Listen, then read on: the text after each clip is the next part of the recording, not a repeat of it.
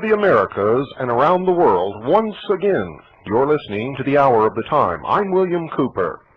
I'll be speaking in the San Francisco Bay Area at the Dunphy Hotel in San Mateo, California, the weekend of October 29th through the 31st. I'll be there the whole weekend. I'll have a booth. Tapes of the Hour of the Time will be there. We'll have a special discount on the whole series of the mystery schools. And my book, Behold a Pale Horse, will be available. Of course, I'll be there if you just want to drop by and talk. CAGI members, as usual, get a discount to the workshop, just to the workshop, nothing else, folks. That's the only thing I have the power to negotiate for. I'll be speaking Sunday, October the 31st at 12:30 p.m. And also we'll be holding a workshop on that same day, Sunday, October the 31st at 3:30 p.m.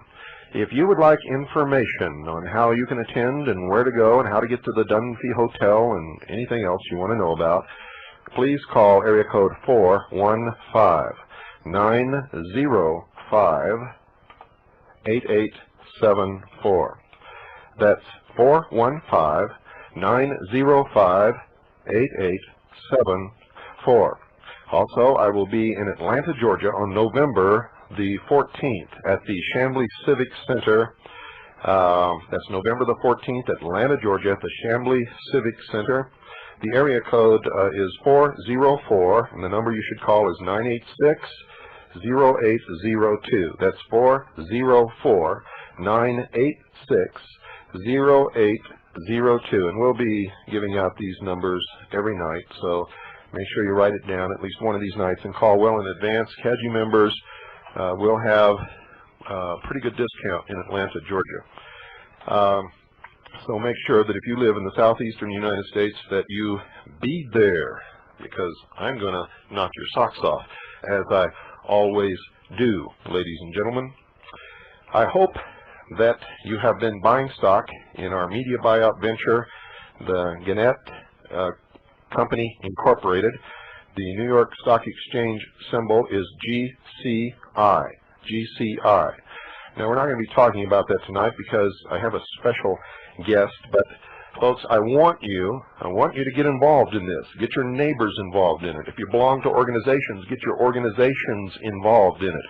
Everyone's been sitting around complaining and griping. I just heard somebody on Tom Valentine's show bitching about the Jews owning the news media. What's the matter with everybody? Hey, if they had the money, if they had the gumption, if they had the smarts and they went and bought it, then they deserve to own it. And if all you want to do is sit around and complain and bitch and cry about it, then you deserve to get the news that they give to you. We're doing something.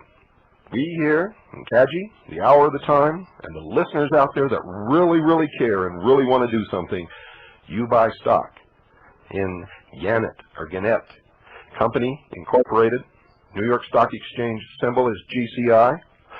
Make sure that you get the stocks certificates in your possession, issued in your name. Make sure that you buy only voting shares. Make sure that your stockbroker understands that you want only voting shares. Fill out a proxy and send it to me in my name to vote your shares. That way, we can be powerful. You can't lose a thing, folks. And if you don't like the way I'm running things, you can always share your stock. You can do that too. You can share it or you can sell it. Everybody is going to win on this, no matter what. I'll tell you. Now, we're going into this to own the corporation, not to make money. But if you get scared, you want to pile out, you think that I'm not voting your shares in the proper way, you can always sell your shares and revoke your proxy, and hopefully we can get somebody else to take your place. But this many people buying stock is going to increase the value of that stock. I can guarantee you, folks. It never fails. That's the way the system works. It's a supply and demand pricing system. So the shares are going to go up. And as we get increasingly closer to controlling the corporation, the more the shares will cost us. You must be prepared for that, but it's worth it. It is worth it. We can own a piece of the action and dictate the direction that this corporation takes. They own many radio stations. many TV stations, and a whole chain of newspapers all across the United States. What have you got to lose? Come, join us. Come on, let's cruise, you got nothing to lose, so come on, let's cruise, you got nothing to lose, so come on, let's cruise, you got.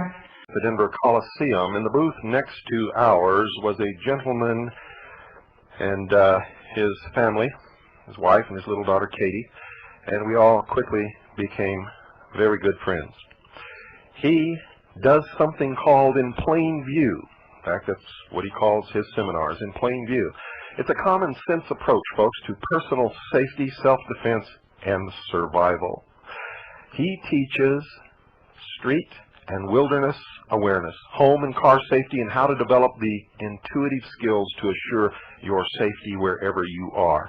I watched this man do things that just made me stand there with my jaw hanging down to my chest, saying, my God, how many lives could that have saved if just so many people would have known it? Folks, if you travel alone, whether it's across town or across the country, this man could save your life. What he can teach could save your life, and you don't have to go anywhere and buy anything special from anybody. It's survival training, folks, where everything is in plain view, and you don't even know it. You use everyday materials to create life when you need it the most. Remember that young couple not too long ago was driving in the midst of a winter snowstorm, and they decided to take a little used road as a shortcut, and they ran out of gas, and they couldn't go any further, and the snow was piling up around their car, and they were cold, and they had a little baby. Well, they did something very foolish to start with. They got out of the car and began walking in this blizzard. Well, to make a long story short, they found the car long before they found these two young people and their little baby. But when they found them, they suffered from frostbite that was so severe, all except for the baby was fine, that they had to have portions of their limbs amputated.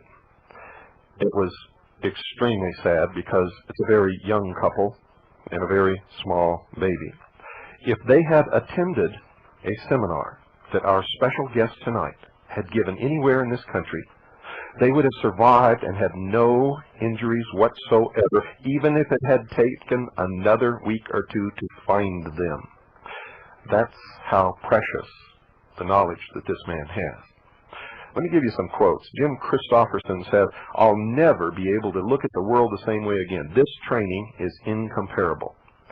Candy Tompkins said, "Before this seminar, I knew nothing about survival. I now know that I can handle any situation." It's better to have and not need, folks, than to need and not have. And let me tell you a little bit about Ken. Ken's a Vietnam veteran. I'm a Vietnam veteran. We had a lot to talk about. His little daughter Katie and my daughter Pooh struck off a friendship, and they were together every moment that they were near each other. But this gentleman has worked for the United States Navy, for NATO, for NASA, that's the National Aeronautic and Space Administration, numerous police forces, detective and security agencies. He's traveled extensively, and he's filled with stories of harrowing escapes, rescues, and life-threatening situations. You give him anything off of your clothing or off your body or out of your house or just show him your car, and he'll take what's there and show you how to survive for a long period of time. Gosh, he's a lot of fun. He has a great attitude. He was so gentle with the children that my heart went out to him. We became friends immediately. He has a vast knowledge of survival and survival techniques. He's dynamic, he's informative, he's entertaining, he loves to talk to people. I stood there and watched him just talk to group after group after group. He never seemed to get tired. He will, I guarantee you, challenge your view of the world through his creativity, imagination, and passion for life. Welcome to the Hour of the Time, Ken Lewis. It's an honor to be on your show, and I appreciate the opportunity to speak with everyone out there that's within listening. How are you doing this evening? I'm fine, Ken. Why don't we start off? You know, I've just about explained everything the way that I know how to do it. Why don't you give them a little background and tell them what it is you do and how you do it, and we'll get into some specifics of some of the things that people have near them right now while they're listening to this broadcast. Great. I started this program a couple years ago. Actually, when my daughter was born, she was my inspiration for it, because I've learned to live and learn and pass it on, and now I had someone to pass all this knowledge on that I've been collecting over the past 25 years. And I started teaching her, and everyone that's ever known me has always said, well, if something major happens, I want to be with you. And it made me realize that I can't be with everybody. So I need to get this information out to people so people can help themselves and be just as confident and as strong and as in control of any situation as I am. So I put this program together to be able to teach the public, for those that want to learn and listen and hear and listen. How long is the program? It's an 8-hour seminar that I teach, and it's called The Observer, and it's geared towards nudging the sleeping mind awake. Fits right in with this program, Wake the People. How old is your daughter, Ken? She's 4 years old. Now, you see, folks, I've been telling you about my daughter. Now you're hearing about Ken's daughter. Ken's daughter, your daughter could survive just about anywhere, couldn't she? Absolutely. Her intuitiveness and her gentleness, she just knows. She has this knowing, and it just comes naturally to her, which is great. And it started out as games, but now she knows. She knows what to do when she's out in the wilderness. She knows what to do if she's in a store and she's lost, or if anyone approaches her or anything, that she's in control of the situation, and she knows who she is and where she's going at all times. How many people have you taught survival techniques to, Ken? Hundreds. I don't have a listed number. Truth is, you haven't even been keeping count, have you? No, it doesn't matter to me. I'm not a scorekeeper. I knew that. Ken, let's get right into something. I know that you probably spent some time preparing for the program. What do you want to tell our listeners? Let's start with something that's near them that they could probably look around and reach out and grab right now. Very simply, the radio that they're listening to, especially if it's a portable radio, if it's got an antenna on it. That's something that people carry all the time, is a portable radio with them. Well, if that's the only thing that they left their home with or they left their car with, if it's got an antenna on it, now you have the means to live just with that radio alone. And to do that, just take a look at your radio, even if it's in your car. You have wires that connect that radio, but these can be used for making snare traps with. If you have batteries within that radio, and the clothing and the lint and fuzz in your pockets, I can show you how to start a fire with the batteries and the wires. Now, folks, I saw him do this in Denver, and I was amazed. He took some batteries, he took some wire out of a regular radio, and some fuzz off of his clothing that he was wearing, and started a fire right there in front of us. Go ahead, Ken. The dials that turn your radio, they usually have a rubber band or string inside that. You can use that for making snare traps with. The antenna you can use for prodding with. If you're walking anywhere that may be unsafe, you can use it as a fishing rod. You can use it for self-defense. You can take the speaker system off, which all speakers have a magnet. You can use that magnet to possibly find fishing lures in an area that would seem to be traveled by other people who may have fished and lost their lures with. You can use that as a weight. You can use that as a weapon if you needed to. You can use the screen and covering to help purify water with, to strain through water that might be cloudy or muddy, to use it as a filtration system. The plastic on radios, the cassette tapes that go into radios and cassette players, you can use that for snare traps. You can use it for tracking. You can use it for fishing. If you're out in the wilderness and you have large game around, you may want to string it 2 to 3 feet off the ground, and the animals will come through on a morning run if you want to check something like this, and they'll break it, and you'll know that they're feeding in the area in the morning. If not, you go back in the afternoon, and if it's broke, then you know they're on their afternoon run. This saves you time and energy for tracking. Now, you've actually tried all of this that you teach. You've actually gone out and done these things. Everything that I teach, I've field tested it, I've proven it. I tell you which is the best gear to use and get your hands on, and I've been the guinea pig. Now, the first thing I saw at Denver when I looked over at your booth was you had a big board on it with a whole bunch of things that I looked at it as, what this guy bring all the junk out of his house down here for? He had a beer can there and a whole, what can you do with a beer can? Several things. One, you can drink what's inside of it and enjoy that, but then what I teach in plain view is everything that you buy it for what it is, and that's the only thing that you see it for. Okay, now let's take the beer can. You can use that beer can several different ways. Birthday candles, extra candles that you have around the house. There's always wax that's left in it. The reflection inside a beer can, a pop can, any kind of aluminum can, if you cut the front of it open by maybe 3 inches, 4 inches, put wax in it, take a pipe cleaner for cleaning pipes or anything that you can make a wick out of, and put it in there, will give you hours of candle-powered time to light up your home if all the lights are out. And an average size can will light the average size living room, dining room, bedroom, whatever, wherever you want to put it, that you can see clearly, you can read, you can cook off of them.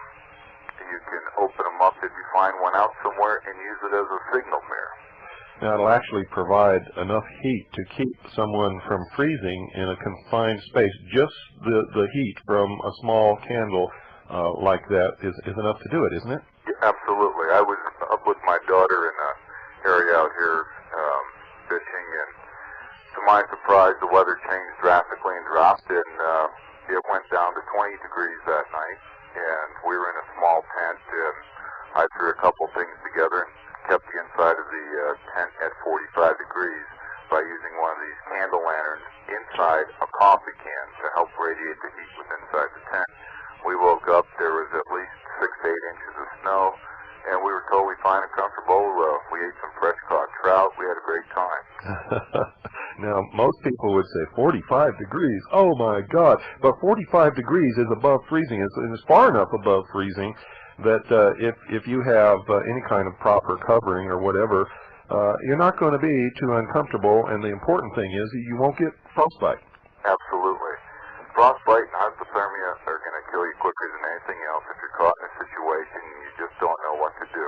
Even using your natural surroundings, fallen trees, rocks, the earth itself, if you can dig and make yourself a lean-to, as long as you can confine the area that you have a fire in, you'll have warmth, you'll be fine. Clothing that people leave the house with every single day, they just don't realize all the materials that they have with them to sustain life no matter where they're at. As long as they don't panic, and they have to vanquish fear and panic. They just have to get rid of it. You were in the Navy, is that correct? Correct. Now, in the Navy, I was in the Navy too, we were taught to use every single piece of our clothing for survival at sea. And did that have anything to do with sparking off your imagination to get started on this? Yes. Things get so complex, if it's not rocket science, people just can't understand it, and they don't think that it's worth anything. What we've lost sight of in this country is simplicity. If it's not microwavable, if it's not credit card, then people cannot survive. That's what they're led to believe today. But from the top of your head to the tips of your toe, you should look in the mirror and say, I'm good to go. And you are every day, whether you know it or not. No one has ever shown anyone before on what to use and what to do. And that sparks the creativity and imagination. We talk about our children here, and the mind of a child is so creative and imaginative that there's nothing thrown at it that's controlled, and it's free thinking. And once you're free thinking and you can get back to your imagination, there's so many things that you can do that have always been in front of you, but you just never knew what to do with it because everything is handed to you and it's got to be instant. But you need to get back to simplicity. It's all there for you. Now, I know that a lot of listeners are out there looking around and looking at what they're wearing, and they're thinking, now, how can I possibly use what I'm wearing to survive? Now, I saw you take a pair of shoes and do just absolutely miraculous things there in Denver. You want to start with shoes and sort of talk about clothing, or would you like to start somewhere else with a shirt or hat or wherever you want to start? But let's talk about, what they're looking at right now. Okay. If it's the mesh kind, there's different things that you can do with it, but if it's an all nylon hat that people wear, now you have a means to transport water. If you fold the backside down into the front, you can tuck it inside your waistband, and now you have a bucket, so both hands are free, so you can go around and collect nuts and berries. You can flop it on top of water if you got to cross a lake or a river and help use it for buoyancy. It's going to protect you from the sun. It will protect you from the cold. You can fan a fire with it. If the brim is hard enough and it's got a plastic liner, you now have a cutting edge that you can sharpen on a rock or on the ground if you don't have a knife with you. Now, nobody would have ever thought of that. That's incredible. You can make a knife out of the bill of a ball cap if it has the plastic or metal liner in it. Is that correct? Correct, with the plastic liner. And most nylon, if you just think of it as nylon and the nylon threads that are sewn in the seam, now you can take that apart and now you have a fishing line. That's incredible. The bill of it you can use for fanning to start fires with. If it's got the mesh kind, now you have something that you can strain water through to help purify it. Some of them have a little metal beanie top on it. It's small, but it's a reflector. You got a signal mirror. All is just in your hat. Now, after I saw you doing all that, and after, I've talked to you and everything, I started looking at one of the ball caps that I have at home, and I discovered that I could use it to fasten something to a tree or to a branch with that little snap tab in the back. Absolutely. And, I'd never thought of that before, so I started thinking again, and I began to see things around the house. Go ahead, Ken. Not only that, you're saying fasten things around trees. It's part of your first aid kit that you may be wearing. You may have to use it to, cut that brim section off that fastens and leave enough of it that you can use it as a compress on a wound to secure a band-aid. You're talking about shoes. I recently renewed my certificates on CPR and first aid to be on National Register, and the instructor asked what I did, and I told him I teach survival training, and I went through all the subjects and said everyday clothing, and said, well, what do you do with everyday clothing? And I said, well, if you look at my shoes here, they're a pair of inexpensive pumped-up shoes, and if you really look at them, the only section that pumps up is the tongue of the shoe. So if I was to cut below that and not break the ballast in it, I could cut both the tongues off, wrap it around a broken leg or arm, and pump it up and set it just like a calf would be set, and by using my shoelaces. The shoelaces can be used for making lean-tos with. They can be used for making snare traps for hunting with. They can be used for a fishing line. Mine are, I call them paralaces, and you can take the insides out of those. You can go all the way down to using them for dental floss or good hygiene if you're out there long enough, because you gotta have hygiene, you gotta have everything else when you're out there. Wow. Boy, I'll bet you've got everybody out there spellbound because nobody thought of these things. Now, if someone were to leave the house in the morning, what are good types of things to wear, especially if there's a chance that they could find themselves in a survival situation? We'll take on the basis winter and summer. Even during the summer, wear long sleeve shirts and long sleeve pants and clothing.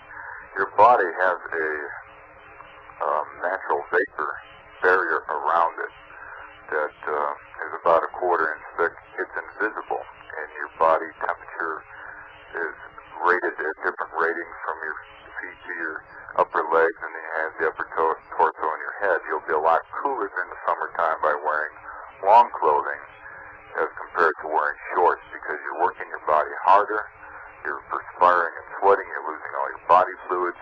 As you perspire into your clothing, this acts as an air conditioning system for you. Wintertime, your clothing, by simply taking your socks and pulling them up over your pants and creating a chimney effect to keep heat rising, and wearing a hat, winter or summer. People say, oh, well, that's just a myth, that's inherited. You can wear a hat any time of the year.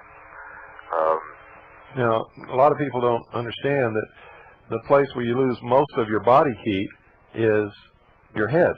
Absolutely, right through the top of your head. That's why it's called a chimney effect.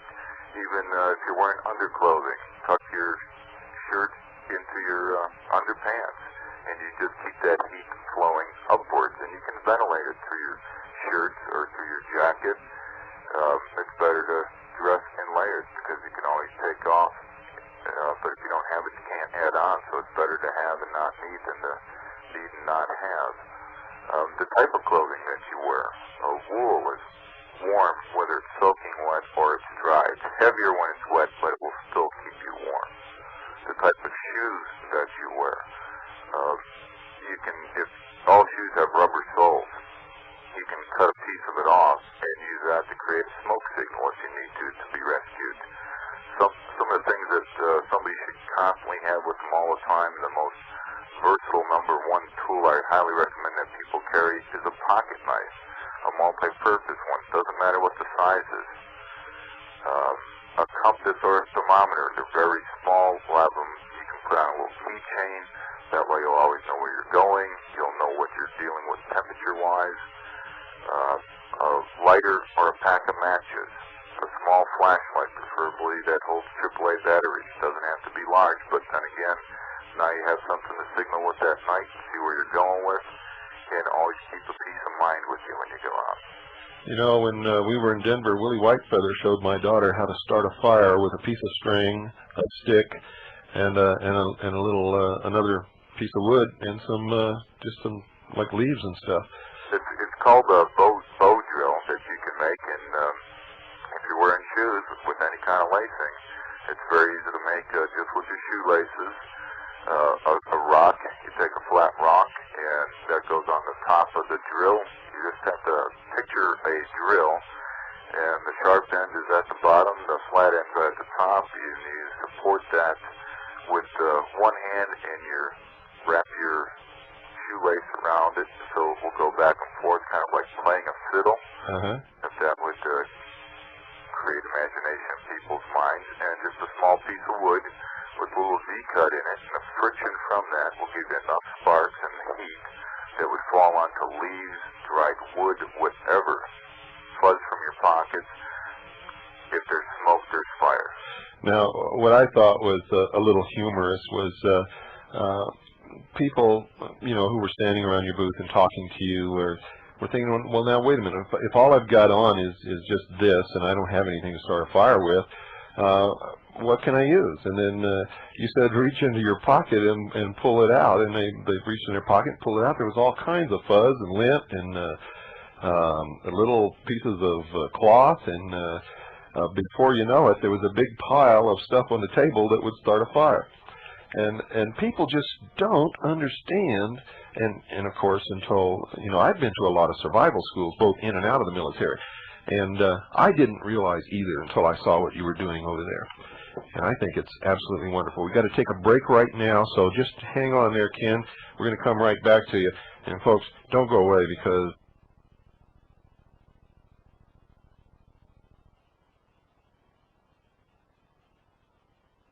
Lou and Katie.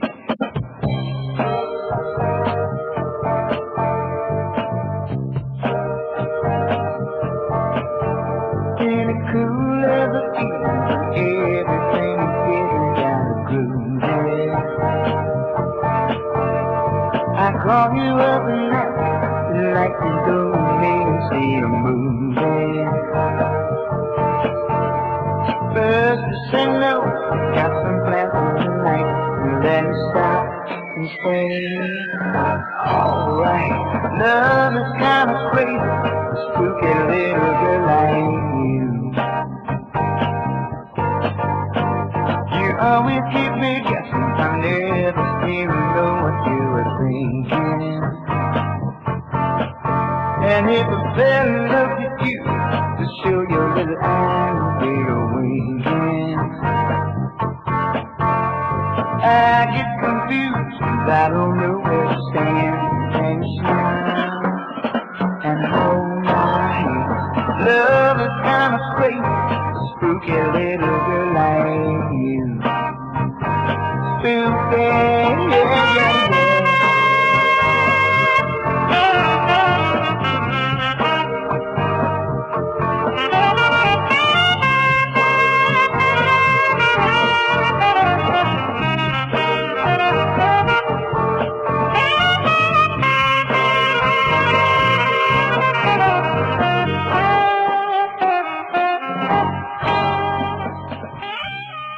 Folks, I want you to look around now at your family and understand that we're talking tonight about survival, but there's more than one kind of survival.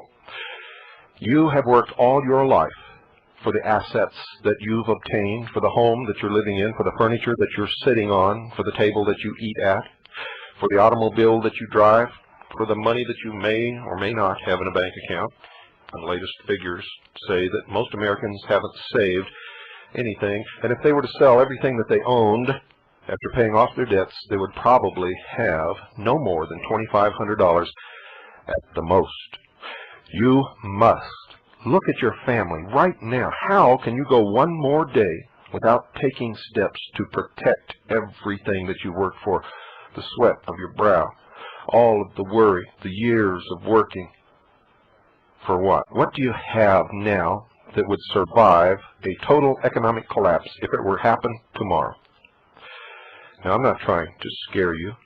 I just want you to be prepared. And if you really love your family, you owe it to them to prepare. You're in charge. Whoever controls the purse strings, you're in charge of that money. And if you are not responsible, and if you don't take the steps to ensure the financial survivability of your family, then, in my estimation, it's criminal. You must do it. Now, I don't care where you do it or with whom you do it, but you must do it. I recommend, and we've checked them out, and they have given our listeners a #1 service across the board. And I've been assured that if anybody ever has any problems, all you have to do is call Craig Smith, and he'll get to the bottom of it and solve it. And if they're in the wrong, by golly, it will be solved so quick it will make your head swim. Believe me, I guarantee it. That's Swiss America Trading, our sponsor. So call now, 1-800-289-2646. Ask for Gene Miller, I'm sorry. Ask for Gene Miller. Gene has devoted a lot of his time to the listeners of this show and to this program, and he drove all day and all night one time just to come up here and spend an hour with all of you out there. So call now, 1-800-289-2646. Ask for Gene Miller. Mention my name, William Cooper. That's how you get the best service down there in Phoenix at Swiss America Trading. Tell them that you're a listener of the Hour of the Time and thank them for sponsoring this program. You know, they've received a lot of threats trying to make them withdraw their sponsorship of the Hour of the Time. It hasn't been easy on them because of the controversial nature of this program and because of the many enemies that we have made by simply putting the truth out to the people that they cannot hear anywhere else. Call now, 1-800-289-2646. That's 1-800-289-2646. And do it right now. Don't wait, folks. Do it now. If you're out of the continental limits of the United States of America, you too can call. Call this number, area code 602-953-6000. That's 602-953-6000.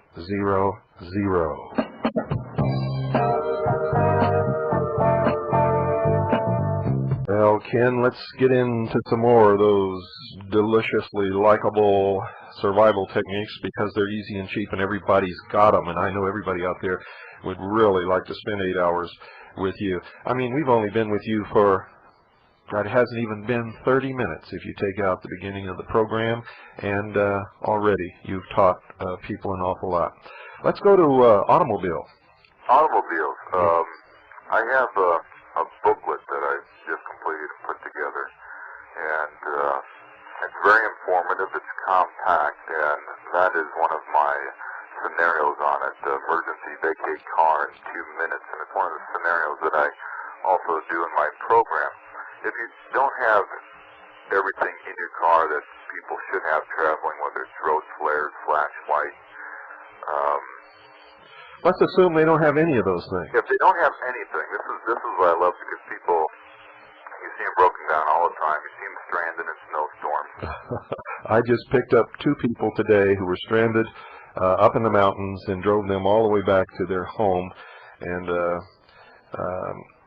so, yeah, it does. It happens every day. It does, and nobody knows what to do. They're trying to pick up their cellular phone and dial, a local pizza place to deliver. I saw where I was coming back traveling from New York in a major snowstorm last year, and people from out of town just dressed improperly for traveling and not really having anything with them. And I saw where one state shut down their highway and the other state line shut down theirs, and neither one communicated with one another, and there was over 1,000 vehicles stranded. And a day and a half later, they got through to the people to talk to them, and they complained about how they hadn't been able to go to the restroom, how they had nothing to eat, in over 24 hours. And I thought, well, who sold these people on this idea?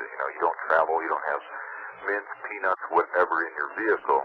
If you're traveling with someone else and you're not in your own vehicle, let's just look at the vehicle in case of any emergency situation where you got to vacate your car. If you're not in a vehicle, just close your eyes and picture your own vehicle and what's in front of you and what's around you. Everybody puts their seat belts around them. I mentioned a pocket knife before. If you have to get out of your vehicle, cut off the seat belts and take those with you. You have equipment right there. They're all nylon, they're heavy duty. You have means of making a stretcher. You have means for making a lean-to. You have means for making a signal mirror with the buckles that they snapped in. They're reflective. The triangular section could be sharpened and cut down for hunting, for fishing, for filleting with.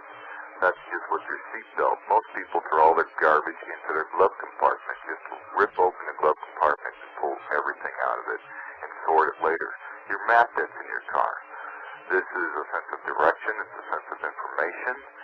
How many people remember how to make a paper hat for protection? Now, paper is also a great insulator. Absolutely, Bill. Great thinking. All you got to do is insulate your clothing with that if the weather is severe. Some people have these multi-road atlases with many pages. All you got to do is pull the pages out, stuff it inside your clothing. Now you got extra warmth and insulation. You have a means of fire. There's your toilet paper. There's everything you need right there with just your road map.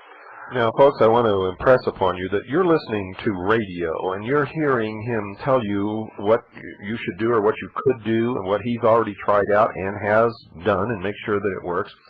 But when he gives these seminars, he doesn't just stand up there and talk about it. You actually show people. You go out to the car and you take the car apart from front to back and show them how each piece is used, and you let them actually get their hands on it and do it. And I want to make that point because sitting in your home listening to a radio is quite a bit different than sitting or standing and watching this man work. It's just incredible, and I wish each and every one of you could attend one of his seminars, and maybe you'll be able to.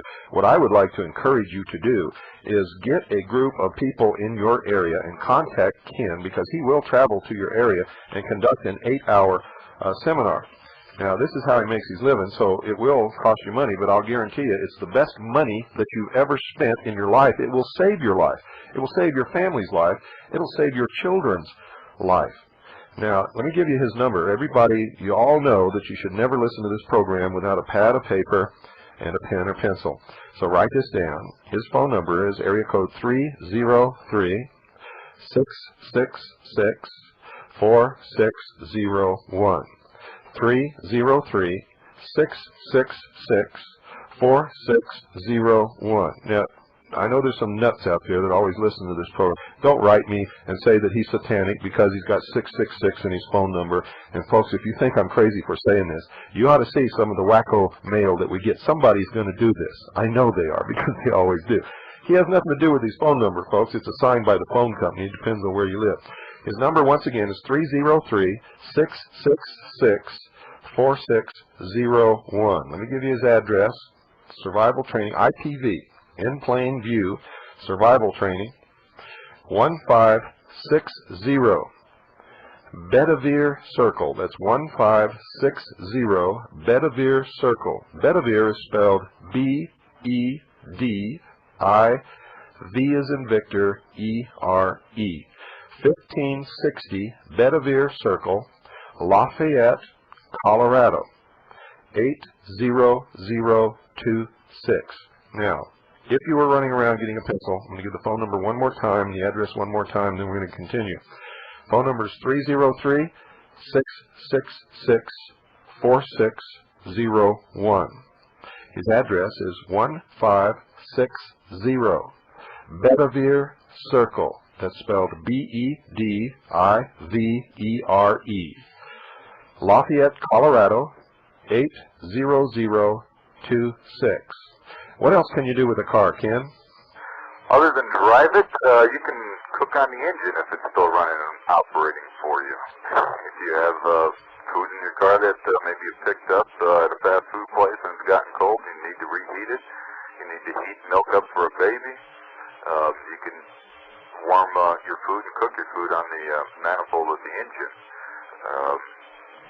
Other things that you can do and take from the vehicle, just right there in front of you, your rear view mirror, you can rip that off. That's your signal mirror. It's a good piece of glass. You can break it. You're not going to get 7 years bad luck. You'll probably have 7 years more of good health and life. And you use that as a knife if you didn't have a knife, because glass is sharp and it will cut just about anything.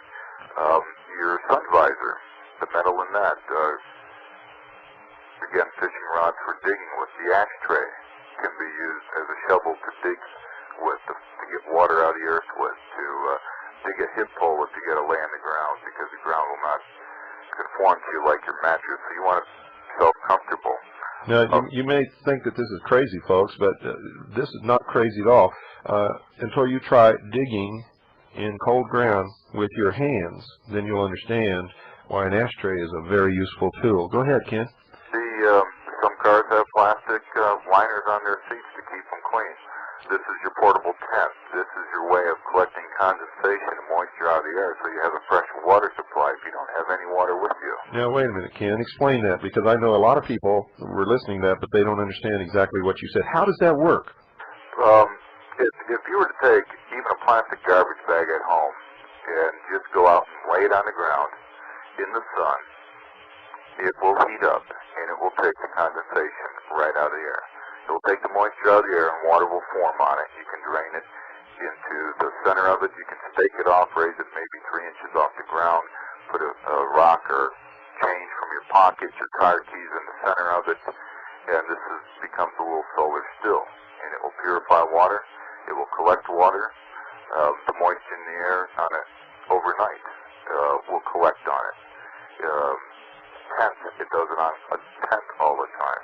There's 326 million cubic miles of water on the face of this earth. It goes nowhere. It just changes. It's always there. It's in the air. It's on the ground. It's somewhere. And your fresh drinking water supply is always within your means. Well, this is incredible.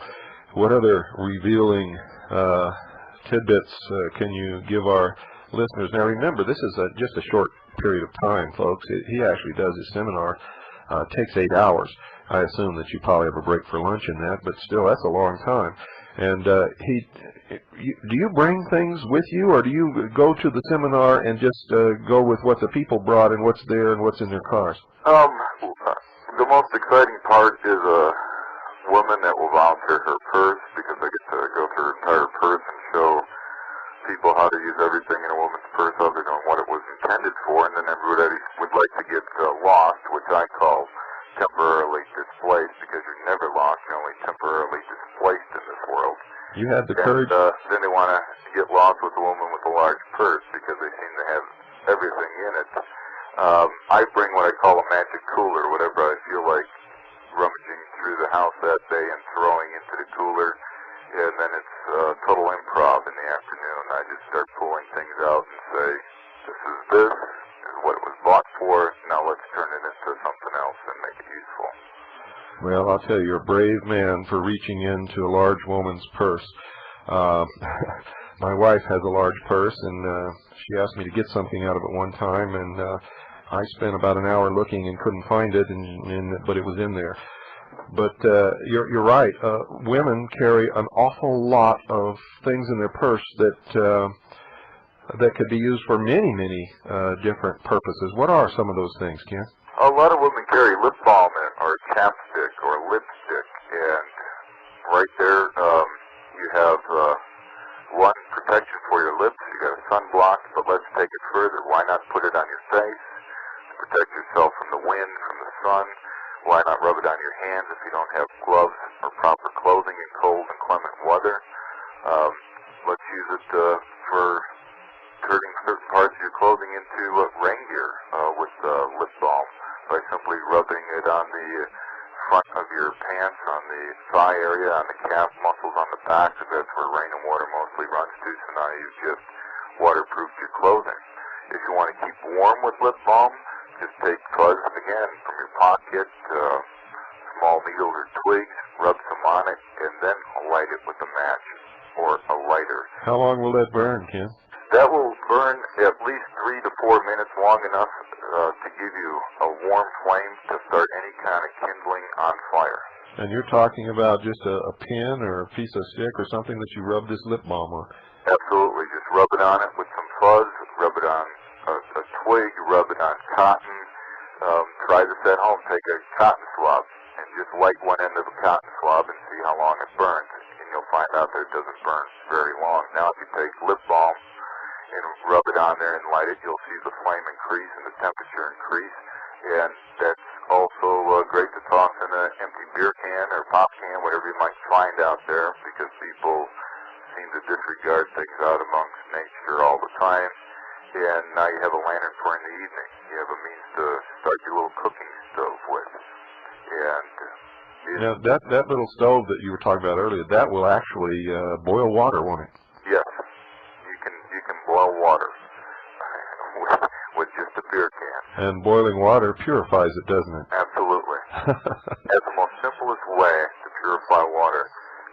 I have those steps in my booklet that I've just completed, 3 basic methods of purifying water.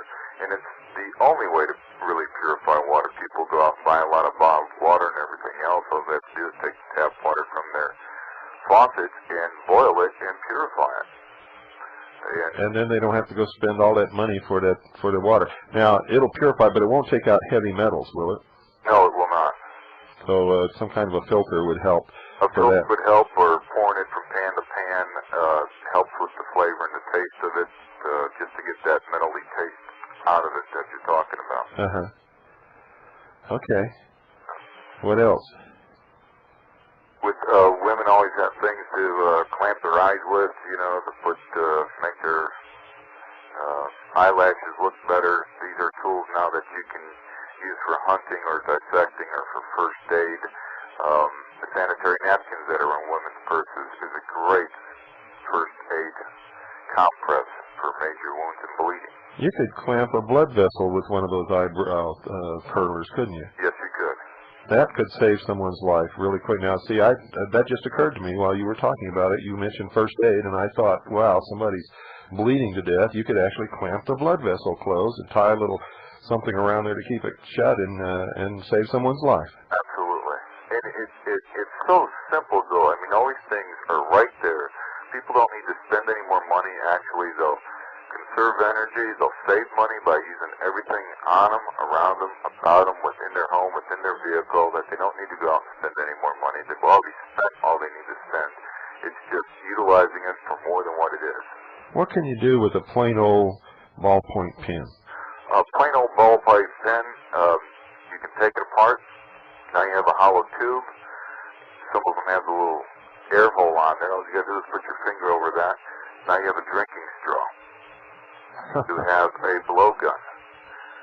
The pen itself, the ballpoint of it, can be whittled into a piece of wood to make a hardened spear point for fishing with, to spear fish with, or jig frogs with, or to dig with, to cut with. The plastic on it, most times they're plastic. Plastic will melt. It creates a lot of smoke, so you have a smoke signal with it.